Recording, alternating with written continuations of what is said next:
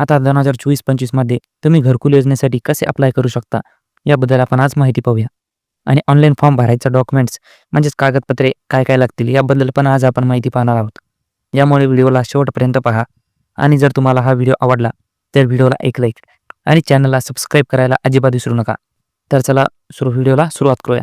तर मित्रांनो, प्रधानमंत्री आवास योजनेचा लाभ घेण्यासाठी प्रधानमंत्री आवास योजना अर्ज तुम्ही ऑफलाईन व ऑनलाईन पण करू शकता. केंद्र सरकार अंतर्गत राबवली जाणारी घरकुल योजना त्याचा उद्देश आहे सर्वांसाठी घर. यामधून महाराष्ट्रामधील सर्व गरीब कुटुंबातील नागरिकांसाठी सरकारमार्फत घरकुल योजना राबवून घर दिले जाते. तर ते घर मिळवण्यासाठी आपल्याकडे कोणती कागदपत्रे असायला हवीत व आपण अर्ज कशा पद्धतीने केला पाहिजे सगळी माहिती आपण आज या व्हिडिओमध्ये पाहणार आहोत. जर तुम्हाला काही अडचण येत असेल तर तुम्ही मला कमेंट मध्ये नक्की कळवा आणि कमेंट करायला अजिबात विसरू नका. आणि ऑनलाईन फॉर्म भरायला काय काय कागदपत्रे लागतील याबद्दल पण आपण आज माहिती पाहूया. ती लिस्ट तुम्हाला दाखवतो. तर चला, ही लिस्ट आहे. नंबर 1 मध्ये आहे घरकुल योजनेचे कागदपत्रे. पहा, नंबर 1 मध्ये आहे ओळखपत्र म्हणजे आधार कार्ड किंवा तुमचे पॅन कार्ड तुमच्याकडे असणं आवश्यक आहे. त्यानंतर 7/12 उतारा, त्यानंतर तुम्हाला 7/12 लागणार आहे. त्यानंतर उत्पन्नाचा दाखला पण तुम्ही CSC द्वारे कुठून ते काढू शकता.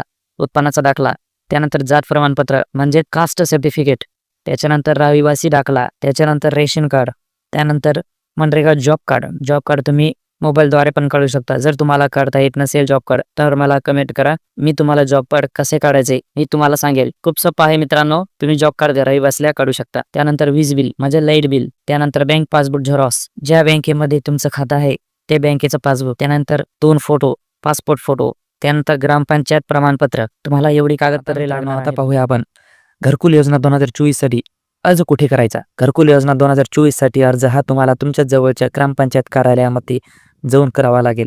त्यासाठी ग्रामपंचायत कार्यालयात जाऊन एक अर्जाची प्रत सोबत घेऊन त्या अर्जासोबत वरील कागदपत्रे जोडून तो अर्ज ग्रामसेवक अधिकाऱ्याकडे तुम्हाला द्यावा लागेल व या योजनेचा लाभ तुम्हाला मिळेल. तर आता पाहूया घरकुल योजनेसाठी पात्रता काय काय आहेत. घरकुल योजनेसाठी अर्ज करणारा उमेदवार महाराष्ट्रातील रहिवासी असायला हवा. अर्ज करणाऱ्या लाभार्थ्याचे वार्षिक उत्पन्न हे 1,20,000 रुपयेपेक्षा कमी असायला हवे, तरच ते या योजनेसाठी अर्ज करण्यास पात्र होतो. तर मित्रांनो, तुम्हाला काही याबद्दल काही प्रश्न विचारायचे असतील तर तुम्ही मला कमेंट करून नक्की सांगू शकता. तर भेटूया दुसऱ्या व्हिडिओमध्ये. तोपर्यंत जय हिंद.